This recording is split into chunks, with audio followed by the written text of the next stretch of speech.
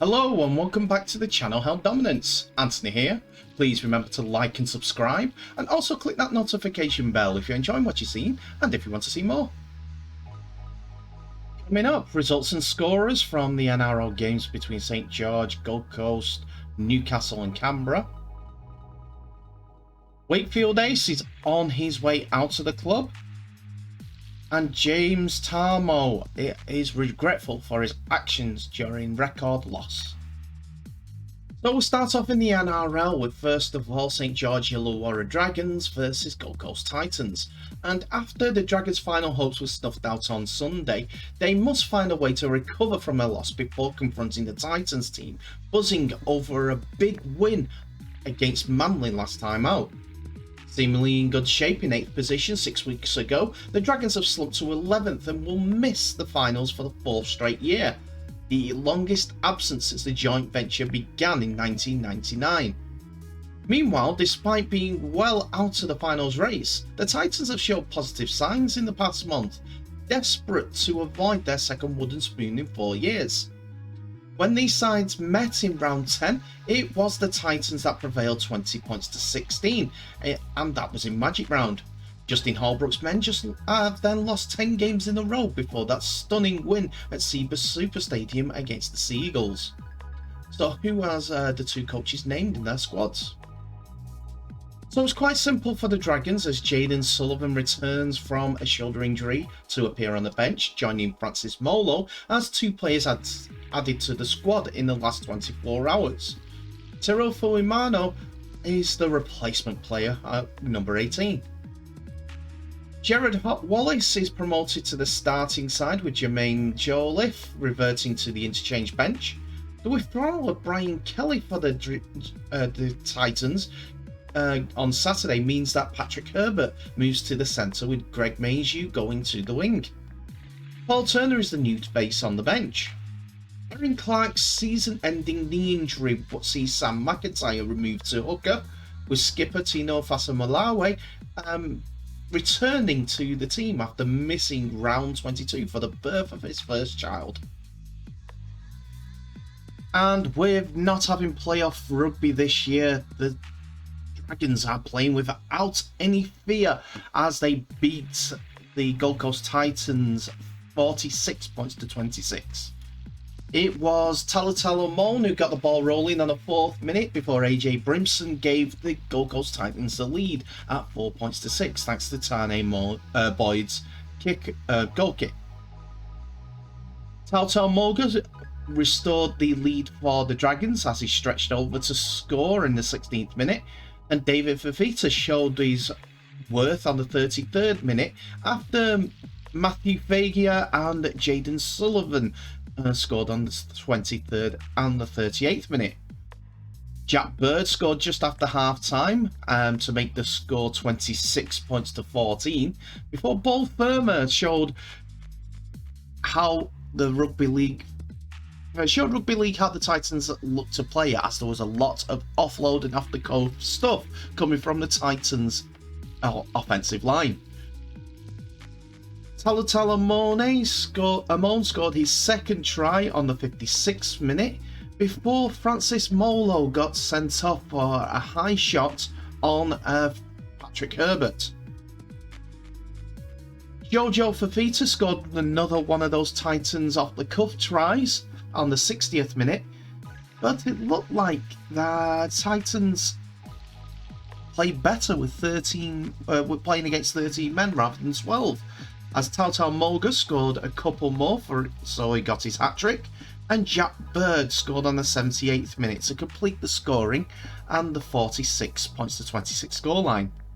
Zach Lomax kicked 5 from the 9 tries, so the score could have been out to 52 at that point, while Tane Boyd kicked 4 from 4. The second game saw Canberra travel away to Newcastle, and after Canberra snuck away with a narrow victory against the Dragons at home on Sunday, they are looking to stay within reach of the top 8 when they take on the Knights at McDonald Jones Stadium. The Raiders almost let the Dragons off the hook in a fantastic finish, but the 2 points win means that it keeps them hot on the heels of the Roosters with 3 games to play. The occasion will be an intriguing trip for the visitors who haven't played the Knights at home for 5 years. Jack Whiten, Nick Cotric, Jordan Rapana, Elliot Whitehead and Joseph Tarpenny are the only current Raiders who featured in that 2017 game. Weird stat. Meanwhile, Newcastle are reeling after 5 defeats from their past 6 matches and find themselves in 14th place in the ladder, with New South Wales Cup curtain raiser and a NRL Women's Round 1 clash to be played after the NRL game. A loud and passionate crowd are guaranteed at the McDonald Jones Stadium, and that could be worth a few points for the Knights. But let's have a rundown of the team for both clubs. So the Knights have Daniel Saifiti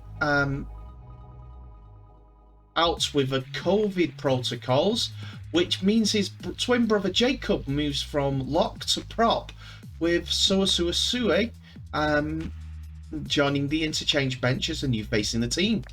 Matt Croker starts at lock after originally being named on the interchange bench.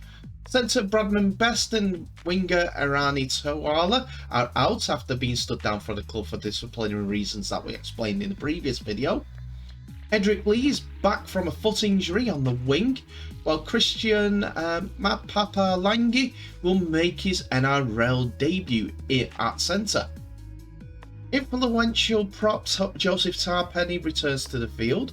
Winger Nick Cotric is back after his 1-game suspension, which pushes Albert Hopewarte to the 18th man. Tom Starling and Zach Wolford switch places in the kickoff, just before kickoff, with Starling starting and Wolford moving back to the bench. The Raiders keep their season alive after a fantastic 28 points to 22 victory. Another close one, which could have went even closer if the last minute try was given.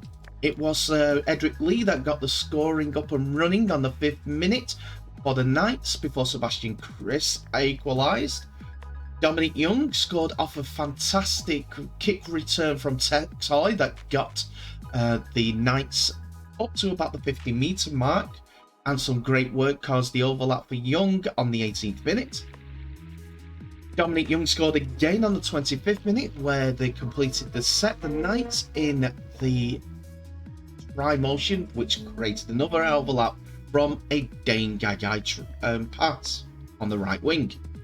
Edric Lee scored a spectacular second after Jordan Rapana scored for the Raiders, and Jaden Brayley scored on the 39th minute before Milford converted the only kick that he could from the 5 tries that the Knights scored in the game.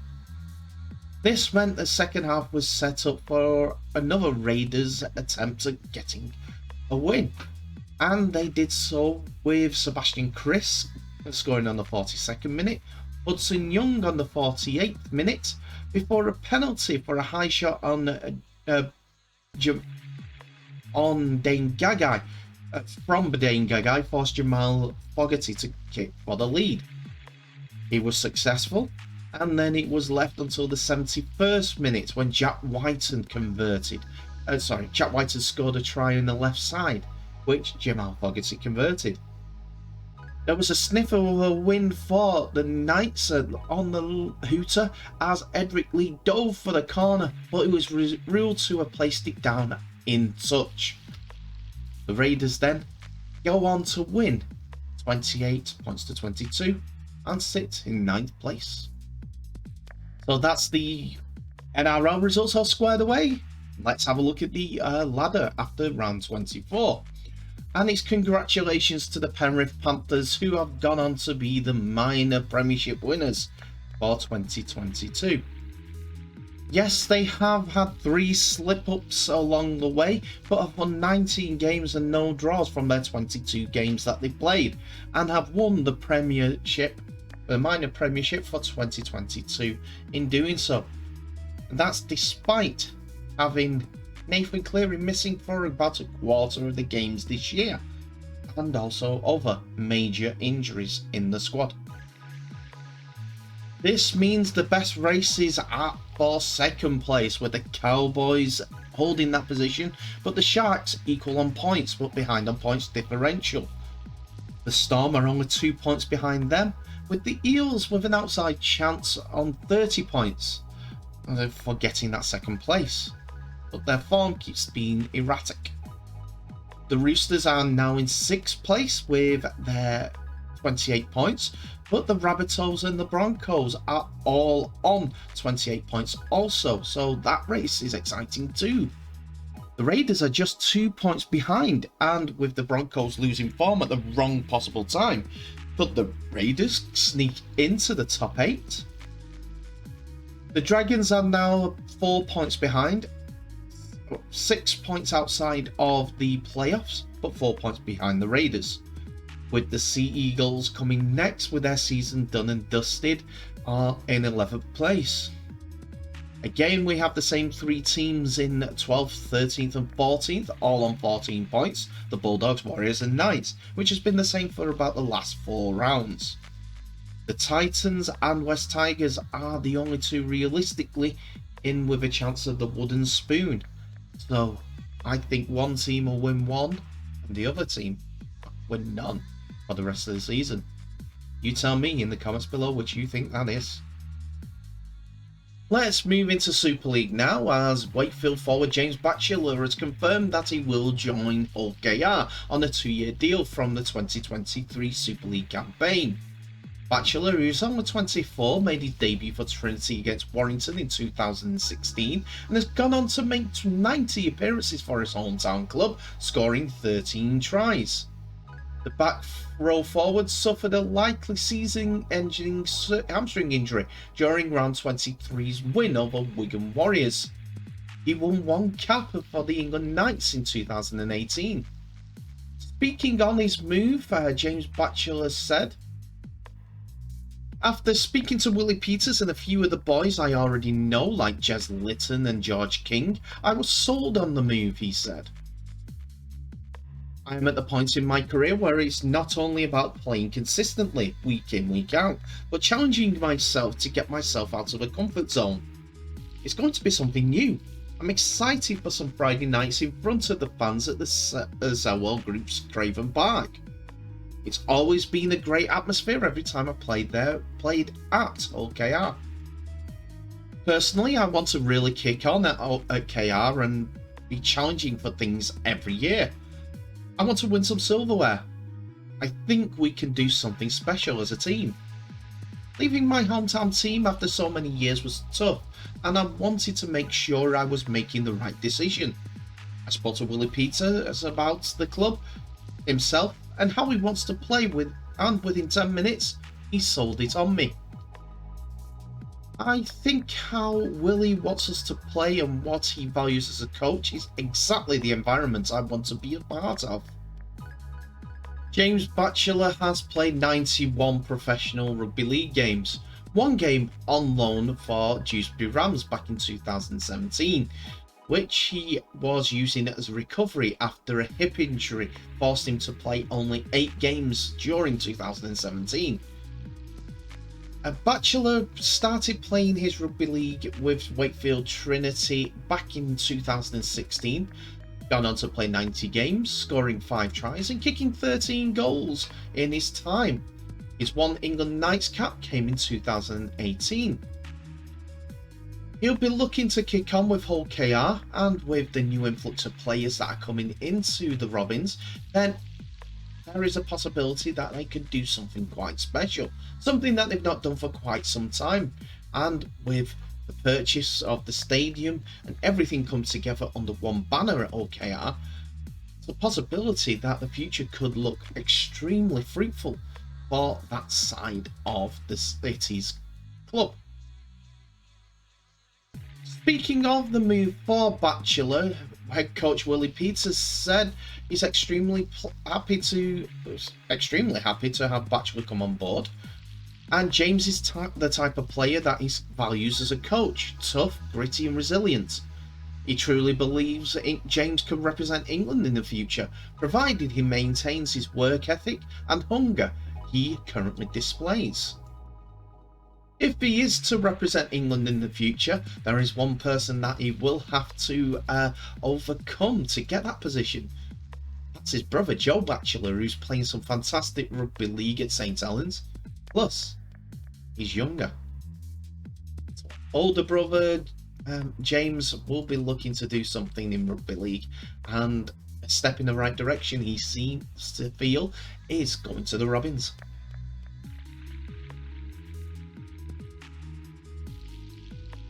And we end today's episode with West Tigers captain James Tamou declared that he had embarrassed himself, the club and his family after being sent off for dissent in Saturday night's 72 points to 16 loss to Sydney Roosters, and feared the incident may have ended his career.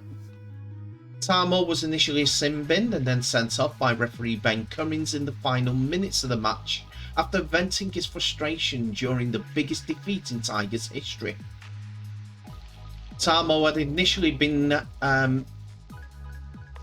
sin-binned from the game after the 32-year-old prop could be heard uttering the words effing incompetent. He didn't use effing, he used something else. And with no contract for next season, a 2-game suspension may mean he has now played his last NRL match after Ben Cummins decided to finish the game off for Tamou with 90 seconds to spare with a red card. However, Tamou told Tigers officials that he wanted to attend the post-match press conference to apologise for his behaviour towards Cummins, who he later planned to seek out and issue an apology to. Speaking yesterday, first of all, I apologise for my actions towards Ben Cummins. They, the match officials, do a terrific job, Tamou said. It obviously wasn't directed at him, but my frustrations got the better of me. The emotion got the better of me. I will wear any criticism. I will be accountable for my actions. Obviously, the actions weren't acceptable towards the jersey, the club, the players, who are trying their backsides off. I probably took the easy way out instead of shaking their hand and looking them in the eye. I've got to wear that now and wear the criticism. I have got 4 kids at home, and that is how they see their dad act. I've let everyone down. I've let myself down. I'm embarrassed. I've let a lot of people down. Storm forward Brandon Smith received a 3-match ban earlier this season for abusing Adam G, and with just 2 rounds remaining before the finals, Tamou admitted he was worried for his 303rd match. NRL career may end on an unwanted note. I actually didn't think of that until someone mentioned it and my heart dropped, said the 2015 North Queensland Premiership winner. Again, I've got to be accountable for my actions. I want to be tough. It would be a tough way to go out from a game that has given me a lot and that I have dedicated my body to. It's just something I've got to deal with. It's my own fault. I'm shattered. Tamou has said that he had hoped to continue playing next season, but his future is uncertain under incoming Tigers coach Tim Sheens. And he said it would be great to go around again, but he's a bit pessimistic, as it's if time comes where he's got to hang up and his boots, he'll be a realist and go out and find a job. His interim coach at the Tigers, Brett Comolli, said it would be difficult to see how upset Tamou was over his actions and praised the character of the former Test and Origin representative. It is extremely tough because you care for your players, Comolli said. Jimmy had his 300th game milestone a few weeks ago, and that was an unbelievable achievement for the front rower, a Premiership winner, to be able to achieve that. Jimmy was the first one to say, I want to come to the press conference to front up and make myself accountable. That is more the stature of a man than the 300 games. He has done really well to be strong enough to do that. After the interview, Tamou was asked if he would apologise to referee Ben Cummins over the incident, and Tamou said he would just need to take a deep breath and go and look for him. Just to do so.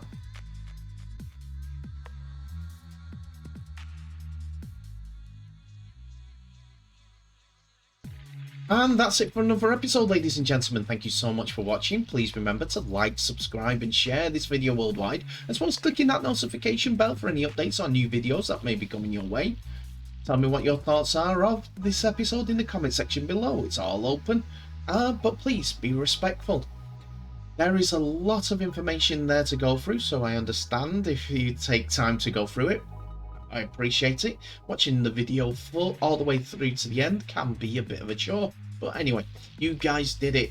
Thank you so much. And thank you for coming to the end of this video.